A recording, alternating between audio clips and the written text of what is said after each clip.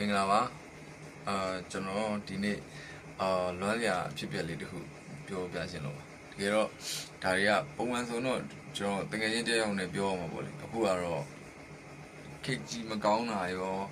ာဘာတွေဖြစ်ကုန်တယ်လဲမသိဘူးဗျအဲ့လိုမျိုးလေကျွန်တော်ပြောချင်တော့ဗျအားကြောင့်မလို့အခုလိုမျိုး line မှာလာပြီးတော့ခင်ဗျားတို့စီ live ဖောက်သေးချတာပေါ့လေလွမ်းရာအကြောင်းအရာကဘာလဲဆိုတော့ဒီနေ့ကျွန်တော်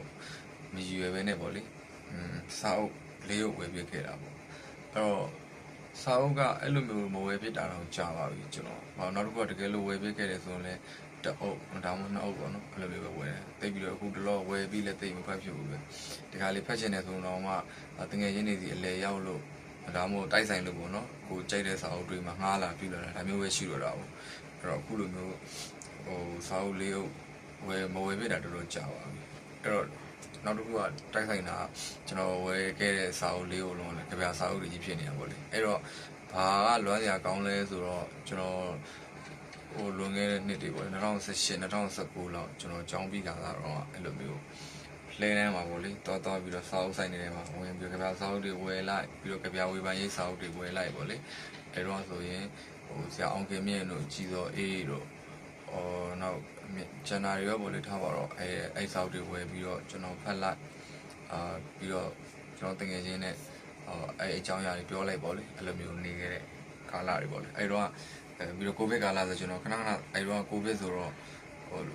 ့စာပိုဖက်ဖြစ်တာပေါ့လေအဲ့တော့ဆိုကျွန်တော်အဲ့လမ်းတွေကိုခဏရောက်တယ်အဓိကတော့လူငယ်နေ့ရက်တွေပေါ့လေအဲ့တော့နေ့ရက်တွေပြန်လွန်တော့တာပေါ့အဲ့တော့နှစ်ကာလအပြင်ဆိုတော့ဘာမှသိမကြရပဲပြန်ကြည့်လိုက်ရင်ကျွန်တော်အများကြီးပြောင်းလဲသွားတယ်လို့ခံစားရတယ်အဓိကကျွန်တော်မဟုတ်ပါဘူးအကုန်လုံးနှီးပါပါပဲဒီကကျွန်တော် kit မကောင်းတာတွေရော kit စနစ်အခြေအနေတွေရောအများကြီးပေါ့လေအဲ့တော့လူတွေကတုံဝေကမရချင်မဲနဲ့ရကုန်ကြတာပေါ့ဗျအဲ့တော့အဲ့တော့ကနေရက်လေးပေါ့လေ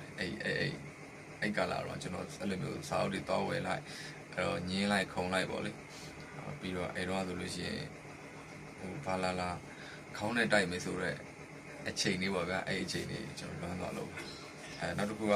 အဲ့တော့ကျွန်တော်ဝယ်ခဲ့တဲ့စာအုပ်လေးတွေကျွန်တော်ပြပါမယ်ပထမဆုံးစာအုပ်ကဒီရွှေကြီးညိုကြပြဆရာထုံးဝေမြင့်ပေါ့လေဒီမှာ Neo Surrealism စကားပြေကြပြများတယ်မြင်ရလားမသိဘူးတကယ်တော့ကျွန်တော်ဒီစာအုပ်ထွက်တယ်ဆိုတော့ကျွန်တော်ဝယ်ချင်တာပါအဲ့တုန်းက Facebook ပေါ်မှာတွေ့တယ်ဒါပေမဲ့မဝယ်ပြခဲ့ပေါ့နော်အခုကတော့အဲ့လိုတွေ့တာရနောက်တစ်ခုဒီစာအုပ်ကိုကျွန်တော်ကြိုက်တာတစ်ခုရှိသေးတယ်ဗျဒီစာအုပ်ရဲ့ဒီဇိုင်းပေါ့ဗျဒီအဝါနဲ့အမဲနဲ့လှုပ်ထားတဲ့ပုံစံပြီးတော့ဒီအဝါထဲမှာကြီးကန်ထည့်ထားတဲ့ပုံစံပေါ့လေအဲ့ဒါကိုလည်းကျွန်တော်ကြိုက်တယ်နောက်တစ်ခုကဘာလဲဆိုတော့ကြပြဆရာထုံးဝင်မြင့်ရဲ့တဟားပါဇက်ဆိုတဲ့စကားလုံးကကျွန်တော်ဆွဲနေရပါဘာလို့လဲဆိုတော့ကျွန်တော်တစ်ခါတလေကြိုက်အဲ့လိုမျိုးဒီနေ့ခေတ်မှာဗျအဲ့လိုမျိုးပေါ့တီပေါ့ပြက်ပေါ့လို့ပဲစားအဲ့လိုပေါ့လေအားရှိအဲ့လိုမျိုးရှိအဲ့ပေါ့ကျွန်တော်ကြည့်လို့မရတဲ့သူတွေပေါ့ဗျအဲ့လိုမျိုးဆိုရင်ကျွန်တော်အဲ့လိုလူတွေမြင်နိုင်အဲ့လိုတဟားပါဇက်ဆိုတော့ကျွန်တော်တော်ပြီးတော့အဲ့စကလုံးသွားမြင်အောင်ပြီးတော့အဲ့စကလုံးကတော်တော်လေးရတာပါတယ်လို့ကျွန်တော်ထင်တယ်ဗျအဲ့လိုလူတွေကိုခိုင်းနိုင်မှုတော့တော်တော်လေးကိုဖြစ်တဲ့စကလုံးများအဲ့တဟားပါဇက်ဆိုတာပေါ့လေအဲ့တော့အဲ့စကလုံးလည်းကျွန်တော်အမြဲတမ်းကြိုက်တာပေါ့ကြိုက်တဲ့တစ်ခါလေးဆိုကျွန်တော်စကားပြောတော့မှသုံးပြပါတယ်သုံးပြတဲ့ခါကျတော့အဲ့လိုမျိုးဒီကိုသုံးနေကြစကလုံးရဲ့ကြပြဆရာဆိုတော့သူ့ကြပြလေးလည်းကျွန်တော်ဖတ်ကြည့်ကျင်တာလည်းဖတ်ကြည့်တဲ့စိတ်လည်းရှိပေါ့နော်အဲ့ဒါရောပြီးတော့ဒီစာအုပ်လည်းကျွန်တော်ဒီဒီဇိုင်းရောပေါ့လေကြိုက်တဲ့ခါကျတော့ဝယ်ခဲ့တာပေါ့နော်ဒါဒီစာအုပ်ဝယ်ပြခဲ့တာပေါ့နောက်တစ်ခုကကျတော့ယူမိုးပေါ့ယူမိုးလောကရန်နေရများတယ်ဒီစာအုပ်ကကျွန်တော်ဘာလို့ဝယ်လဲဆိုတော့ဒီဟိုပါဗျကျွန်တော်ဟိုပါရှားပြီဗ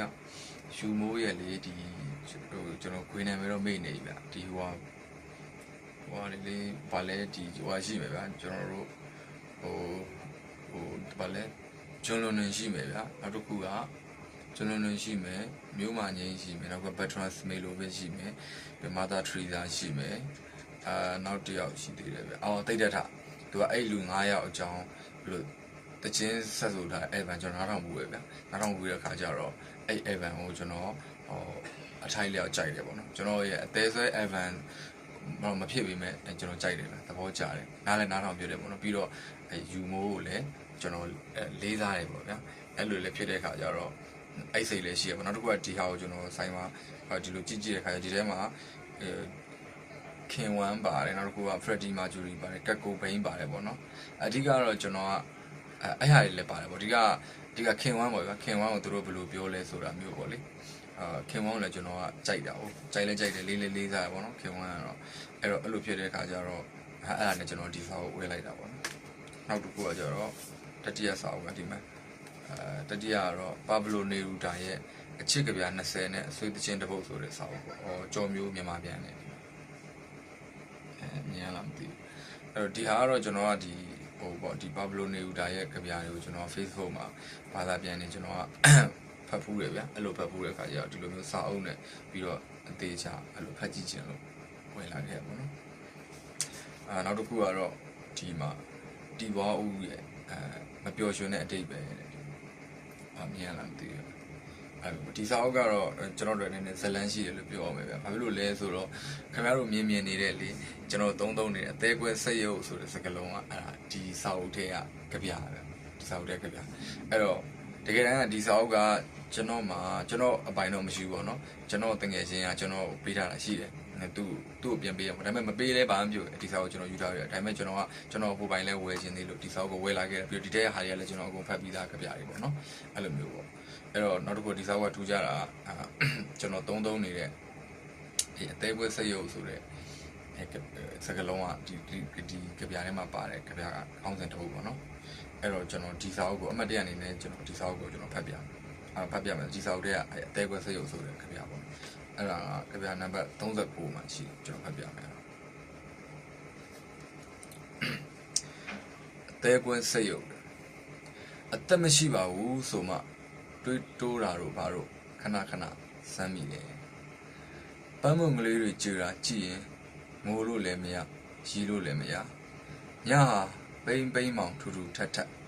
အေးတာလည်းမသိဘူးပူတာလည်းမသိဘူးခမရတို့လူသားလောကကြီးဆိုတာလဲနားကိုဘုံစံကတ်ထားတဲ့အရာသာမျိုးဆိုလိုတာပဲမဟုတ်လားအခုကျွန်တော်ခလုတ်ကိုမြန်ဖြုတ်ပလာရင်လိုအပ်တယ်ဆိုရင်တောင်မှ